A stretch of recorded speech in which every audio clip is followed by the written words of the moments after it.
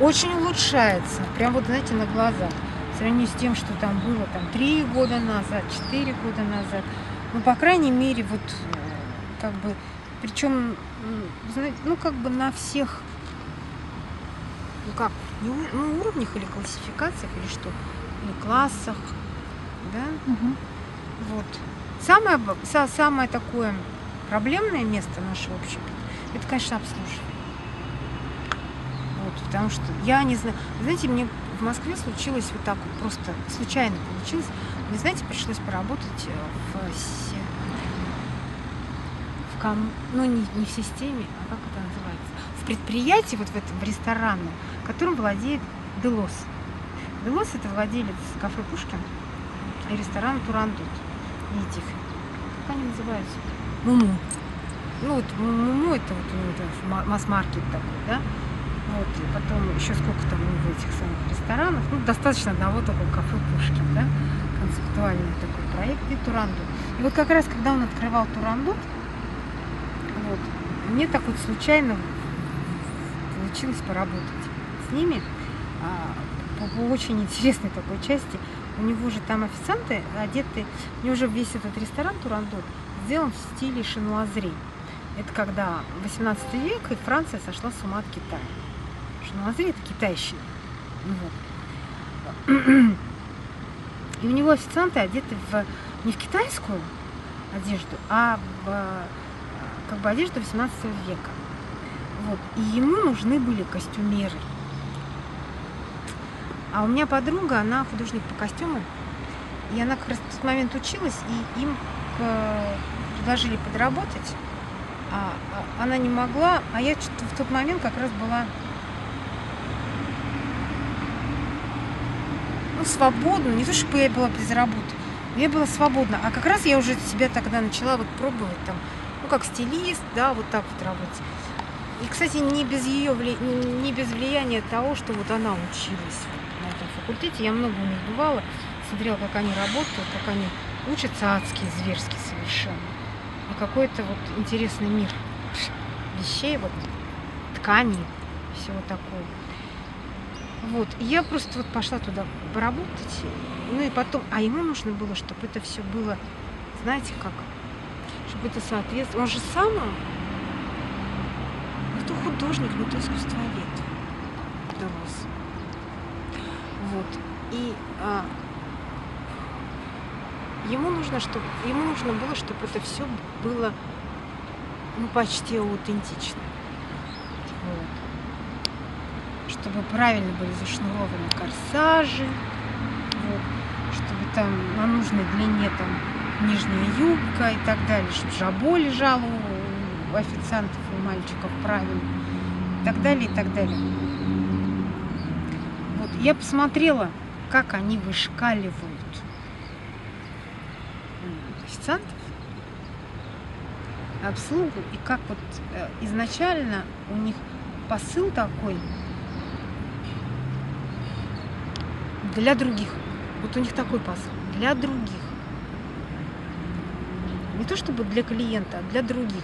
И там вот был у нас, там еще одна девушка со мной работала, потому что официантов много, вот, и нужно было все в порядок привести, в общем, всех одеть. На открытие они там почти все официанты были. Не помню уже сколько, много человек, несколько десятков человек, и нужно было там всех правильно одеть, всех выпустить, чтобы они еще нормально умели в этом двигаться. Вот, то есть ему нужны были вот не тупые костюмеры, а вот именно там манерам их учила дама, которая там кандидат каких-то там наук культурологических, что-то такое. Вот. И вот там был такой, лично со мной произошел такой случай, да. Они-то пошли все в зал уже работать, там гости съехались, естественно. Такая, светские люди. А мы-то остались дальше все вот это вот развешивать, разгребать. Дальше, в общем, со страшной силой работать. Вот, буквально не разгибаясь. Вдруг через какое-то время, значит, появляется официант с подносом.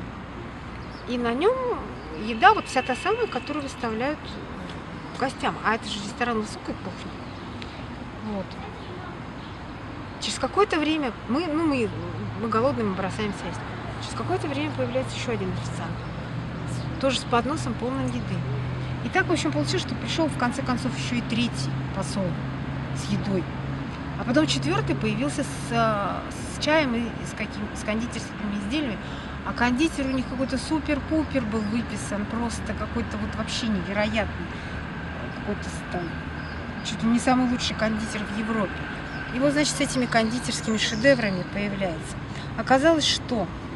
Оказалось, старшей смены вспомнил, что у него там люди, которые упахались и которые еще пашут. Вот. И он нам прислал, значит, порцию еды.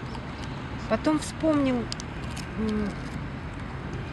значит, директор вспомнил и тоже заслал официанта с едой. Вот. Потом, значит, вспомнил про нас коммерческий директор и тоже заслал официанта с едой. Вот. Ну и, естественно, потом уже вот с десертом к нам заслали человека. И вот это, на самом деле, вот меня потрясло и преисполнило таким уважением к Делосу и к его компании, потому что, ну, это какая-то вообще сказочная и немыслимая история для нашей страны в принципе. Вот этот посыл, когда ты... А пахота, вы не представляете себе, вот я посмотрела, да, там, ну, я там уезжала спать, вот, непосредственно перед открытием последние 3 дня, я там уезжала домой спать где-то часов на 6, да, вот. А эти люди, там, директор, коммерческий директор, управляющий, вот, там, менеджеры, старший менеджер, там, старший, там, официантов, там, все такое, да, старшие смены, они там просто жили. Они не уходили оттуда. Вот, потому что там еще и стройка продолжалась, там, да. Вот. То есть, и когда ты вот в этой суматохе, в этом цейтноте страшном, в этом мандраже, да, ты еще помнишь про кого-то там, которые вообще для тебя наемные сотрудники, которые у тебя не в штате, и которые у тебя завтра уйдут, и ты про них забудешь, но в этот данный момент, да, ты помнишь о них? И это помнит не один человек, а несколько. Ну, это вообще как-то у меня очень так. Я поняла, что как бы, у них все будет нормально. У них с этим все нормально.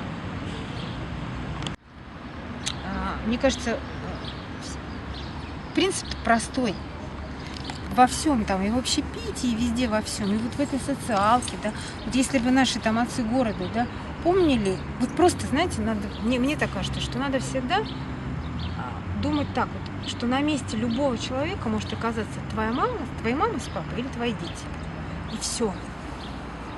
И все. И тогда все будет работать хорошо, кругом будет все чисто, вот, кругом будет приятно, кругом будет полезно, и кругом все будет для людей.